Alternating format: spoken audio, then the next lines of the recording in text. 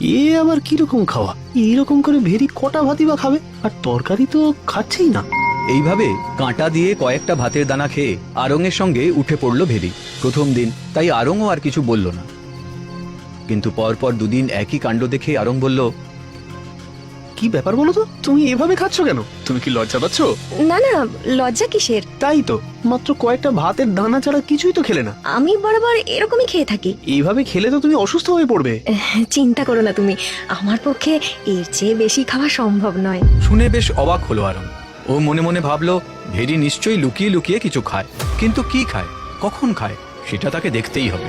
এই চিন্তায় সেদিন ঘুম আসছিল না আরঙের। পাশে শুয়েছিল ভেরি। হঠাৎ সে বুঝতে পারল ভেরি বিছানা ছেড়ে উঠছে। আরে এই এত রাতে কোথায় যাচ্ছে? না, দেখতেই হচ্ছে। আরং দেখল খুব সন্তর্পণে ভেরি দরজা খুলে বেরিয়ে গেল। আরং উঠে বেশ খানিকটা দূর থেকে ভেরিকে অনুসরণ করল। ভেরি সদর দরজা খুলে রাস্তায় নেমে দ্রুত পদে এগিয়ে চলল। এত রাতে একা একা চললো কোথায়?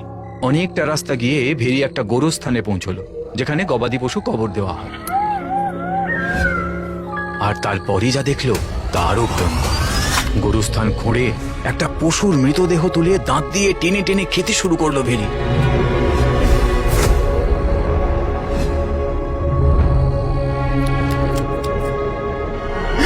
ও বাগো, এ তো মানুষ নয়, পিশাচ! কি সর্বনাশ! আমি একটা পিশাচকে বিয়ে করেছি। ও যদি আমাকে দেখে ফেলে তাহলে আমাকেও... না না, আমাকে পালাতে হবে, পালাতে হবে, পালাতেই হবে। কোনো কিছু না বলে দৌড় দেয় আরং। ঘরে ফিরে অপেক্ষা করে বউয়ের জন্য। ভেরি বাড়ি ফিরতেই জানতে চায়, তুমি এত রাতে কোথায় গিয়েছিলে? বাইরে হাওয়া খেতে। মিথ্যে কথা! এত রকম খাবার ফেলে তুমি রাত্রেবেলা পচা গলা মাংসের জন্য ছুটে গেছিলে গোরস্থানে। কথাটা শুনেই ভেরির চোখে আগুন জ্বলে উঠল। সে চিৎকার করে বলে উঠল, আমার পিছু নিয়ে তুই সব দেখেছিস, বুঝতে পারছি। খুব কৌতূহল না? খুব কৌতূহল তোর, এবার তার ফল ভোগ কর।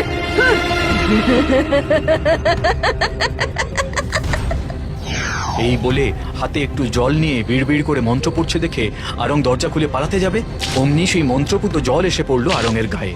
আর আরং কুকুর হয়ে ঊর্ধ্বশ্বাসে ছুটে বেরিয়ে গেল ঘর থেকে।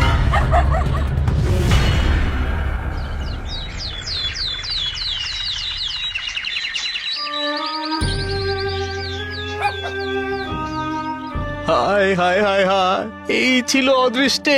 কি করবো এখন? কোথায় যাব? আর আর এই কুকুর হয়ে কি আমাকে সারাটা জীবন কাটাতে হবে? হায় মানব জীবন! কিন্তু কিন্তু আমি এখন খাবো কি? এইরকম ভাবতে ভাবতে সে পথে পথে ঘুরছে। হঠাৎ দেখে একজন লোক বেশ কিছু কুকুরকে খেতে দিচ্ছে, আর পথের ধুলো থেকে কুকুরেরা মহানন্দে সেই খাবার চেটে খাচ্ছে। না না না না, আমি এভাবে কিছুতেই খেতে পারবো না। তাহলে তাহলে কি আর আমার খাবার জুটবে না? হঠাৎ কোথা থেকে একদল কুকুর এসে আরংকে তাড়া করলো। ভয়ে লেজ গুটিয়ে প্রাণপণে দৌড় মারলো আরং, আর দৌড়ে ঢুকে গেল একটা রুটির দোকানে। মালিক কি বুঝলো কে জানে, অন্য কুকুরদের তাড়িয়ে দিল। দোকানদার হয়তো ভাবলো কুকুরটি আশ্রয় প্রার্থনা করছে, তাই মায়াবশত তাকে তাড়িয়ে দিল না, বরং দোকানে রুটি খেতে দিল। আর মনে মনে ভাবলো, দেখে মনে হচ্ছে কুকুরটা খুবই ভদ্র, কোনো খাবারেই তো মুখ দিল না। থাক এখানেই, দোকানটা পাহারাও দিতে পারবে। সেদিন রাতে দোকানে রুটি কিনতে এলো বছর 25 সুন্দরী তুরি। তার চোখ পড়লো আরঙের দিকে। আরঙও তাকিয়ে আছে তুরির দিকে। তুরি মিটিমিটি হাসছে। ও হাসছে কেন? আচ্ছা, ও কি বুঝতে পারলো যে আমি মানুষ? সেটা কি করে সম্ভব? উফ, এই পৃথিবীর সব সম্ভব অসম্ভব আমার গুলিয়ে যাচ্ছে। রুটি নিয়ে দাম মিটিয়ে ইশারায় তুরি ডাক দিল আরংকে। আরংও দোকানিকে লুকিয়ে চুপি চুপি তুরিকে অনুসরণ করলো। একটা বিশাল বাড়ির কাছে এসে চুপ করে দাঁড়িয়ে গেল আরং। কি হলো? দাঁড়িয়ে গেলে কেন? এসো, বাড়ির ভেতরে এসো। হ্যাঁ হ্যাঁ, আমি বুঝতে পেরেছি তুমি কুকুর নও, কুকুর বেশি মানুষ। তোমাকে এখানে নিয়ে এলাম তোমাকে মানুষ করে দেব বলে। এসো এসো এসো। আরং তখন তুরির পিছনে পিছনে লেজ নাড়াতে নাড়াতে ঘরে ঢুকে গেল। এবারে তুরি একটা মন্ত্র পড়ে আরঙের গায়ে সেই মন্ত্রপুত জল ছিটিয়ে দিতেই আরং কুকুর থেকে আবার মানুষের রূপে ফিরে এলো। তুমি যেই হও, তুমি আমাকে নতুন জন্ম দিলে, আমি আজীবন তোমার কাছে কৃতজ্ঞ থাকবো। এবার তোমার ঘটনা বলো, কিভাবে তুমি কুকুর হয়েছিলে? আরং ভেরি সমস্ত ঘটনা তুরিকে আগাগোড়া বলল। শুনে তুরি বলল, ভেরিকে আমি জানি, আমরা দুজনেই জাদু করি। আমার চেয়ে ভেরির ক্ষমতা অনেক কম, সেজন্য ভেরিকে বড় ভয় করে। জাদুবিদ্যা ছাড়া আমরা দুজনেই প্রেতবিদ্যা জানি। আমি সৎভাবে সাধারণ গৃহস্থ জীবন যাপন করছি, কিন্তু ভেরি প্রেতেদের সাথে মিশতে শুরু করে এবং মৃতদেহ ভক্ষণে অভ্যস্ত হয়ে পড়ে। যাই হোক, এই নাও, এই মন্ত্রপুত জল ওর গায়ে ছিটিয়ে দেবে, তাহলেও একটা ঘোড়া হয়ে যাবে। আর শোনো, এই জল কিন্তু সঙ্গে সঙ্গে ফেলে দেবে, তাহলে ও আর মানুষ রূপে ফিরে আসতে পারবে না। তবে হ্যাঁ, ভেরির বাবাও একজন জাদুকর, সে মেয়ের অবস্থা জানতে পারলে তোমার অনিষ্ট করার চেষ্টা করবে। সর্বনাশ, তাহলে কি হবে? চিন্তা করো না, তার গতিবিধির উপর আমার নজর থাকবে। কিন্তু ভেরির বাবা তো থাকে ভিন দেশে, তার গতিবিধির উপর তুমি নজর রাখবে কি করে? আমাদের পক্ষে সবই সম্ভব, সাবধানে থেকো। আরং সেই মন্ত্রপুত জল নিয়ে বাড়ির দিকে যাত্রা শুরু করল। বাড়ি পৌঁছতেই তাকে দেখে ভেরি ভীষণ ভয় পেয়ে গেল। কি তুমি তুমি মানুষ হলে কি করে? জাদু কি শুধু তুমিই জানো? তোমার হাতে ওটা কিসের জল? হ্যাঁ, ফেলে দাও, ফেলে দাও বলছি, ফেলে দাও ওটা। এরপর ভেরি আরঙের দিকে তেড়ে আসতেই আরং খানিকটা জল ভেরির গায়ে ছিটিয়ে দিল, আর সঙ্গে সঙ্গে ভেরি একটা সাদা ঘোড়ায় পরিণত হলো। সঙ্গে সঙ্গে সেই মন্ত্রপুত জল আরং ফেলে দিল মাটিতে।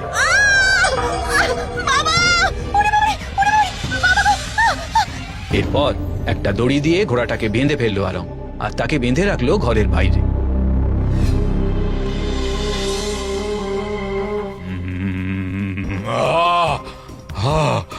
ভেরি, আমার মেয়ে, কাঁদিস না, কাঁদিস না। কার এত বড় সাহস যে তোকে ঘোড়া বানিয়ে দিয়েছে? তুরি, তোকে আমি শেষ করে দেবো তুরি। কিন্তু না, তার আগে আমার জামাই আরং। কাঁদিস না মা, কাঁদিস না, আমি আসছি। চিন্তা করিস না মা, তোকে আমি আবার আগের রূপে ফিরিয়ে আনবই। তার আগে তোর স্বামীকে গোপনে শেষ করতে হবে, তারপর তুরির শক্তি ক্ষয় করতে হবে, নইলে সারা জীবন তুই এই রূপেই থেকে যাবি মা। কাঁদিস না মা, আমি আসছি মা, আসছি।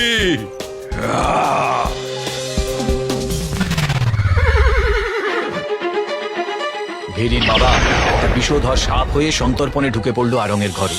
ওদিকে তুরিও নিজের জাদু মাদুরে সবটাই দেখলো, আর সব দেখে সে উড়ে গেল আরঙের বাড়ির দিকে।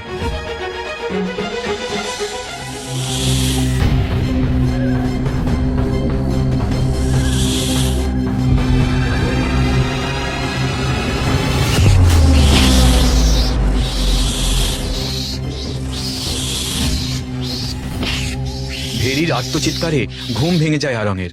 বিছানার পাশে নেউলকে দেখে ভয়ে ধর্মড় করে উঠে বসে আরং। ভয় পেও না, আমি তুরি। তুমি এই রূপে এত রাতে? না হলে যে ভেরির বাবা তোমায় শেষ করে দিত। মানে? ওই দেখো। সাপ? না, এ তো ভেরির বাবা। হ্যাঁ, বিষধর সাপ হয়ে তোমাকে ছোবল মারতে এসেছিল, তাই তো আমাকে নেউলের রূপ ধারণ করতে হয়েছিল ওনাকে হত্যা করার জন্য। তোমার এই উপকার আমি আজীবন মনে রাখবো। কেমন করে শোধ দেবো ইরিন? সে তো তুমি জানো। দেখো, আমি চাষি, সাধারণ গৃহস্থ, কি দেব তোমায়? আচ্ছা, সব ভুলে তুমি আমার সঙ্গে থাকবে? তুমি আমাকে বিয়ে করবে? এমন একটা সুন্দর স্বাভাবিক জীবনই তো আমি চেয়েছিলাম, তুমি আমার মনের কথাটাই বললে আরং। এরপর আরং আর তুরি মিলে কাটাতে থাকে এক সুন্দর সুস্থ জীবন। একটি ফুটফুটে সন্তানও হয় তাদের, তার নাম রাখে আরি।